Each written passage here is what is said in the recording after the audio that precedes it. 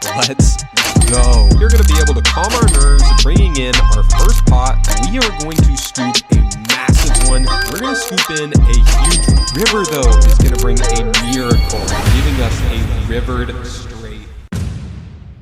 First hand of the night, we're going to look down at King 5 of hearts in the low jack facing a limp. We are going to open to 15, get called by the position next to us, and the limper is going to end up calling, so we are going to go 3 ways to a flop. The flop is going to come King 7 9. Everybody's going to end up checking on the flop, so we're going to go to the turn, which is going to be a beautiful 5 of diamonds, giving us 2 pair. The limper is then going to lead out here for 15, so about 33% pot. They are also short stack. We're going to make the call here, and so is the middle position player, so this pot is now 90 bucks. And the river is going to bring the inconsequential 4 of hearts. The villain is then going to lead out for 15, leaving about 60 bucks left in their stack here. Due to the bet sizing, I do think that our hand is best, so we're going to put them all in. Middle position ends up folding. They are going to end up clicking the call button for the rest of their chips. We're going to show them the bad news. We are good, and we are going to scoop our first pot of the evening. Bang!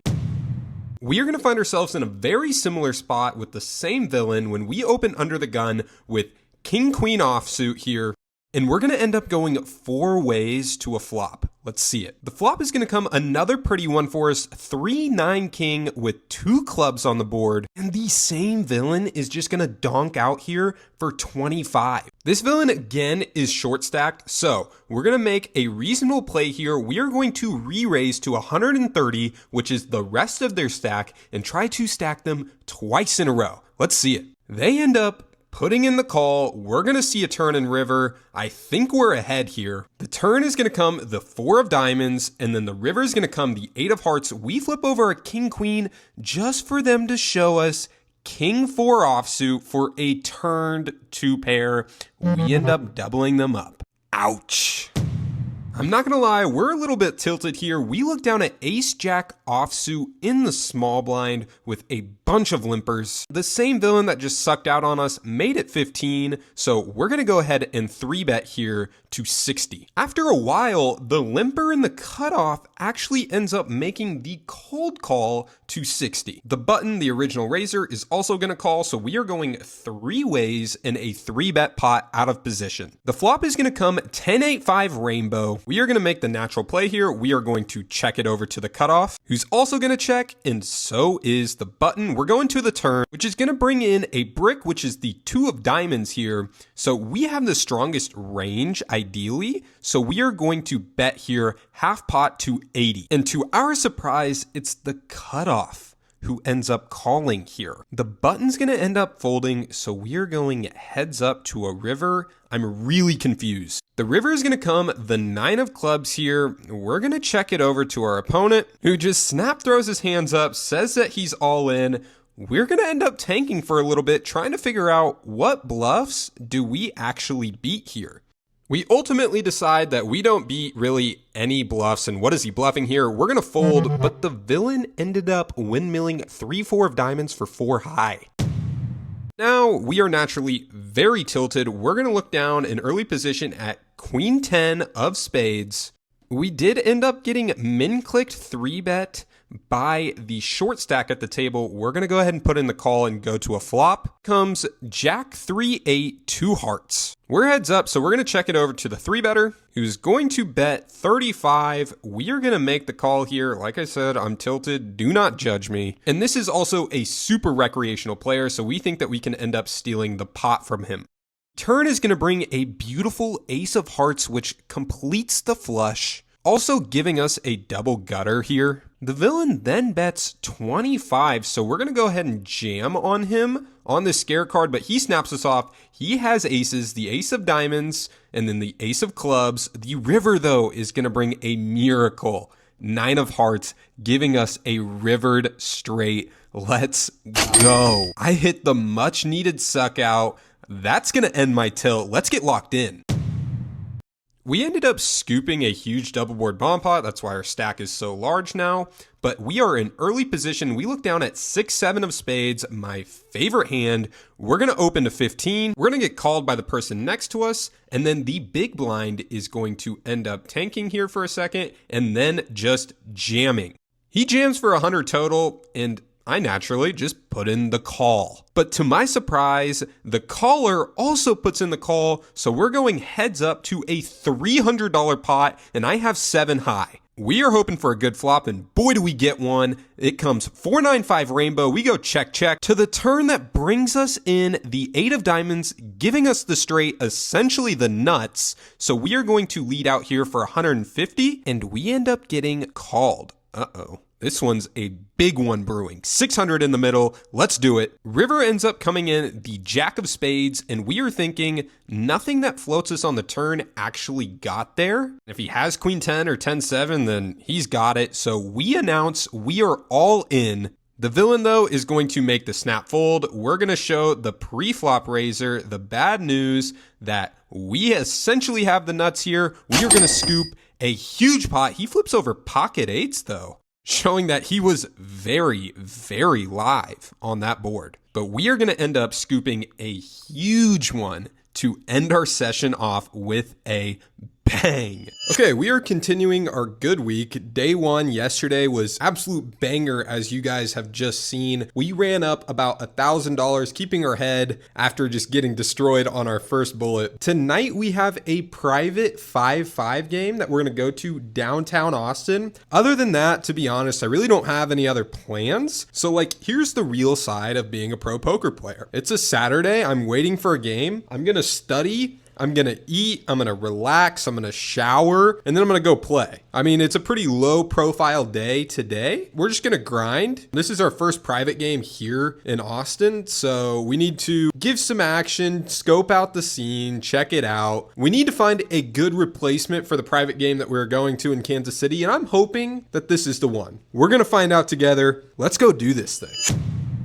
And for our first hand at this private game, we're in the small blind, facing a button open. We're going to 3-bet here to $60 with my favorite hand, King Jack suited here. The button's going to end up flicking in the call, and we are going heads up to a flop here, which to be honest, couldn't come better if I tried. It came 9, King 10, 2 clubs on the board. We have a banger. We are going to c-bet and downsize here to $40. The button's going to end up flicking in the call. We're going to the turn, which is going to bring in the 10 of hearts pairing the board here. Don't love to see this card, but I do still think that we are best with redraws. So we are going to bet $125 into this pot here. This is going to be about 60% of the pot here, considering that it's $200. The villain, though, is going to find the fold, and we are going to be able to calm our nerves, bringing in our first pot of the night. Let's go. For our next hand, we find ourselves in the big blind. We're going to put the 3-bet on to the button open with pocket queens here, but we are going to get 4-bet here to about 240. Doesn't leave him much behind. We do have him covered, so we are just going to go all in. He's going to snap us off. We agree to go twice. He says that it's a flip, meaning that he has ace king. This board does not go our way, bringing in 10 deuce, king 7-4. And unfortunately, neither does the second, which comes 7-9-6, king 5. We are going to fully double him up. That hurts a lot. We do have to top up here. Not exactly the start that we were looking for, but let's turn it around. In our next hand, though, we look down at a literal banger in the big blind facing a cutoff open with pocket sixes. It's the same villain that just doubled up off of us. We want some revenge. And boy, are we about to get it when that flop comes deuce 6 queen. We check it over to him. He's going to fire a c-bet of half pot here to 25. On this dry board, we cannot check raise the flop, so we are going to oblige and just call here. $100 in the middle. The turn comes the jack of diamonds. We're going to check it over to him. He's going to bet again for 25, but we can't let that stand anymore. We check raise him up to 100. He snaps us off.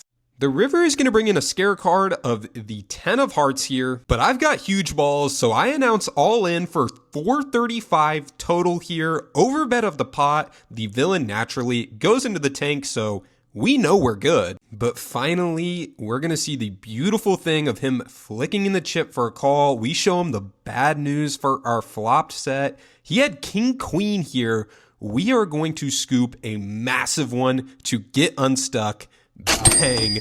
That's the momentum that I needed. In our next hand, we are under the gun +1. We faced an under the gun open to 20. We have pocket 10s here, so we had to just flick in the call. Didn't really want to raise, even though I think that raising here could also be fine to figure out where we're at. We are going 4 ways to a flop that's going to come deuce of clubs, 9 of clubs, 4 of diamonds. We have an overpair to the board in an $80 pot. And the under the gun raiser is going to flick in a c-bet to 50. Obviously, with pocket 10s, we cannot go anywhere. Another villain in late position actually ends up flicking the call. So we are going to go 3 ways to the turn with 150 added to the pot. And the turn is going to bring in another undercard with the 6 of diamonds. The villain is then going to bet for 175. At this point, we do not feel very comfortable at all. But nonetheless, after a while of tanking, I decide that I'm going to put in the call and see a river and then figure out what to do from there,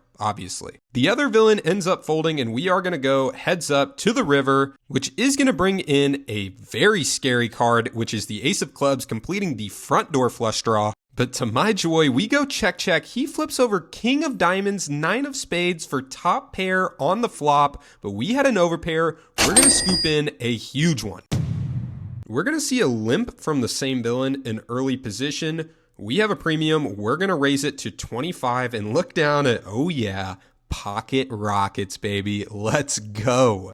A player in middle position, though, is short stacked, so he's going to end up 3-bet jamming for 105 total. The original limper is going to call. Obviously, this reopens action, and we are not letting this stand. So we go ahead and 4-bet this to 400 total. Let's get active. But the limper and the cold caller announces all in. Obviously, we snap him off. He actually has us covered here. We have 850 in our stack. We are all in a 3-way all in, running it once with the best hand in poker versus pocket kings. Let's go. Fade a king one time, please. And the board is going to come 7, 10, 4, 7, and the river is a queen. We are going to hold with our pocket aces. We are going to scoop the entire pot here. Bang, that's how you do it, baby.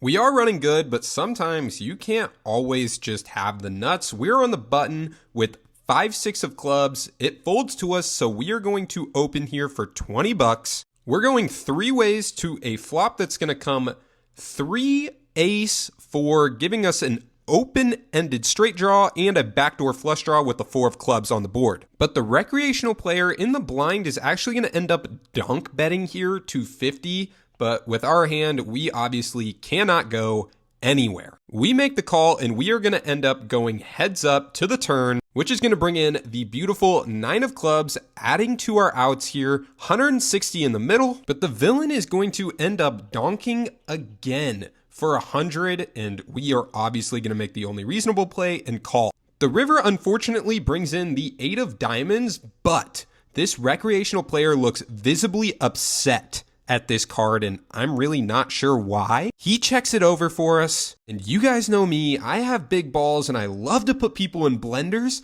so we're going to bet here to 250. He ends up tank folding, showing his friends his cards. We have 6 high here. We decide to windmill our bluff after scraping in another huge pot.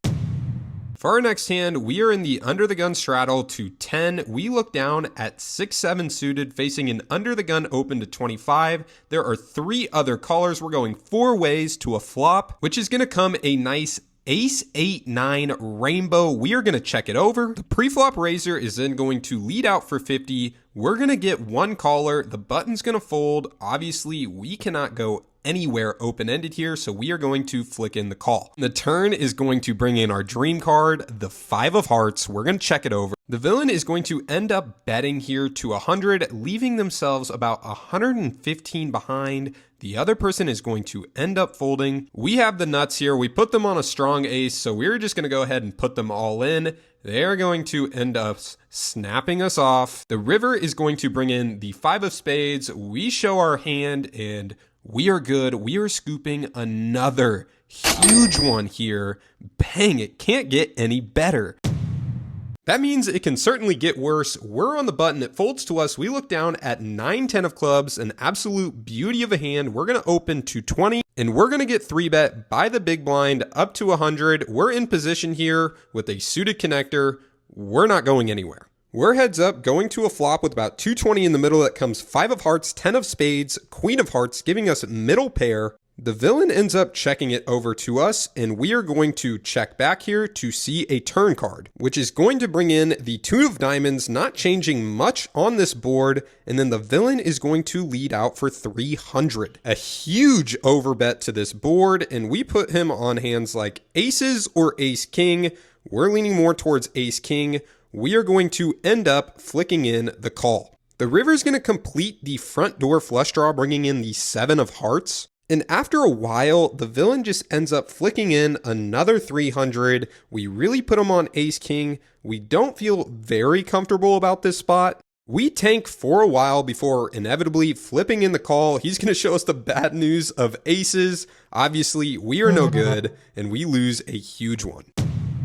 And for our last hand of the night, we're on the button. We look down at ace-king offsuit here, facing a middle position open. So we are going to 3-bet to 60. He's going to end up flicking in the call, and we are going heads up to a flop, which is going to come king of diamonds, 9 of diamonds, and the 8 of clubs. The villain has around 210 behind. We're going to go check on the flop here. The turn is going to bring in the 4 of hearts. The villain is then going to lead out for 60. We're going to go ahead and put him to the test, put him in for the rest of his money. He ends up snapping us off here. We're going to the river, which is a complete brick. The 2 of hearts, we flip over ace-king. He flips over king 6 of hearts. We are going to scoop the remainder of his money. Bang, that is how you do it. What a weekend that was. Our first private game was a banger. We absolutely loved the environment there. 2 sessions across the weekend, and we are up $1,925 across those 2. We crushed it. We kept our heads. Obviously, there's lots to learn, but that's what I'm bringing you guys along with me for. That way you guys can see my growth too and the journey. With that being said, don't forget to like and subscribe, and I'll see you guys next week.